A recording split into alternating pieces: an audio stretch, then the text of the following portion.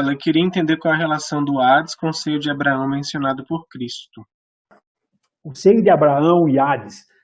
Na realidade, o Hades não é um lugar, como muita gente pensa. Ali esse versículo fala da parábola do rico, né? De Lázaro. Onde que está isso aí? Fala para mim. Lucas 16, acho que 19 em diante, né, irmão? Lucas 16, 19 em diante. Dito isso. Esse trecho aqui, deixa eu ver aqui onde fala de Hades aqui. Na nossa versão fala Hades? Na minha corrigida fala Hades, no versículo 23. E no Hades, eu vou ver aqui. A nossa versão é correta. A versão no King James fala de inferno. Na realidade, o Hades não é um lugar. Muita gente confunde o Hades porque na nossa versão eles misturam Hades com inferno e tudo mais. A palavra inferno no Novo Testamento não é Hades. O Hades é uma condição. Quando alguém morre, o espírito e a alma deixam o corpo. O corpo sem o espírito, sem a alma. Então essa alma, esse espírito, sem o corpo, está numa condição de Hades, que a gente chama. E isso é válido para cristãos e para incrédulos. Um incrédulo, quando morre, o seu espírito e sua alma deixam o seu corpo e ele também está nessa condição de Hades. Porém, o cristão que morreu com fé em Cristo Jesus, o cristão verdadeiro, ele morre, ele está nessa condição de Hades, porém, o seu espírito e sua alma estão no paraíso, com Cristo já. Foi a promessa de Cristo na cruz. Hoje estarás comigo no paraíso. O incrédulo, quando morre, o espírito e a alma deixam o corpo, eles ficam em tormentos. Então, aqui, quando fala isso aqui, ele está falando da condição que o rico viu o pessoal lá no Hades. Nessa condição, assim. Vamos ler a parábola, porque daí a gente consegue falar melhor, né? Ora, versículo 19, havia um homem rico que se vestia de púrpura, de linho finíssimo e vivia todo dia, os dias regalada e esplendidamente. Havia também um certo mendigo, chamado Lázaro, que jazia cheio de chagas à porta daquele. E desejava alimentar-se com as migalhas que caía da mesa do rico e os próprios cães vinham lamber-lhe as chagas. E aconteceu que o mendigo morreu e foi levado pelos anjos para o seio de Abraão. E morreu o rico e foi sepultado.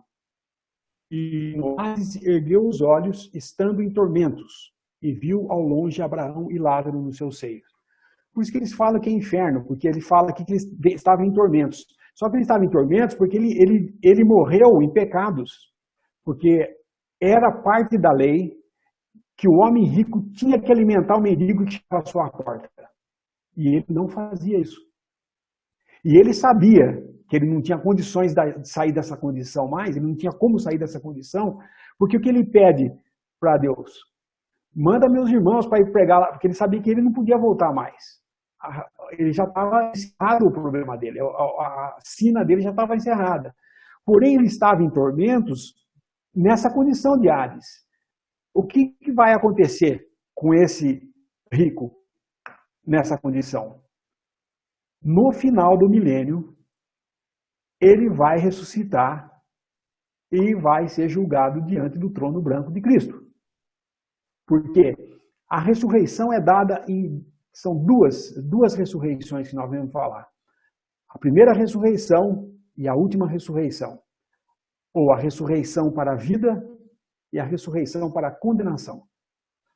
Todo aquele que tenha morrido pela fé, os santos do Antigo Testamento, todos aqueles que tiveram testemunho de fé, Abraão, Davi, todos aqueles do Antigo Testamento, eles vão ser ressuscitados quando Cristo vier no arrebatamento.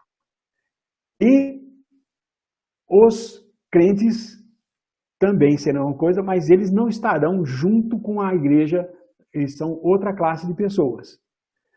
Quando passa os 7 anos de tribulação. No finalzinho dos 7 anos de tribulação, todos os que morreram na tribulação, os fiéis que morreram pelo testemunho do remanescente fiel, mas que morreram porque foram perseguidos pelos seus próprios irmãos judeus, também ressuscitam.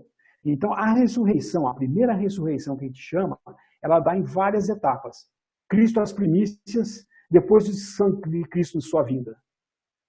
Aí vem a segunda ressurreição, ou a ressurreição para condenação, que é a ressurreição que vai ocorrer depois do milênio. Nessa ressurreição, todos se levantarão, vai serem abertos os livros e o livro da vida. E o nome que não for encontrado no livro da vida vai ser lançado no lago de fogo de enxofre, onde já está lá Satanás e a besta e o anticristo e os seus anjos. Os anjos de Satanás que foram lá. O homem vai para lá também, o incrédulo. E não é que vai ser essa ressurreição, vai ser uma ressurreição de incrédulos para ver pelas obras se eles fizeram bem ou mal, se eles vão entrar para o inferno, vão para o céu, vai entrar para o inferno. Não. É ressurreição para condenação. Não é ressurreição para salvar alguns ainda não. É ressurreição para condenação. Então, esse Hades aqui, que esse homem rico está em tormentos, ele tem um abismo separando ele do seio de Abraão, que aí é a parte do Hades, que é os que morreram em fé e estão aguardando a ressurreição também. Esse que está no seio de Abraão, ele fala o seio de Abraão porque é uma linguagem que o judeu ia entender. Eles entendem muito bem que ela está no seio de Abraão. Estão lá esperando, juntamente com Abraão, o dia que serão ressuscitados. Então, tanto um quanto o outro, o que está no Hades como o que está no seio de Abraão, eles estão nessa condição de Hades. Mas não é um lugar. Um está nas delícias junto com Abraão, aguardando a bem-aventurança da manifestação do Filho de Deus, da manifestação não, do arrebatamento, né? E o outro está no Hades em tormento, aguardando ainda o juízo, porque não veio nem o juízo, ele está em tormento, mas ele ainda nem recebeu o que ele vai receber ainda, que é eternamente longe de Deus, também em tormentos. Mas é pior ainda, porque vai ser totalmente, ele não vai poder, eles não vão estar lá se lamentando porque eles não creram. Eles vão estar lá com ódio, rangendo os dentes porque eles estão lá. Eles continuam acusando Deus de injusto, mesmo lá no estado, lá no final, quando eles estiverem no lago de fogo de enxofre. Acho que eu respondi a pergunta.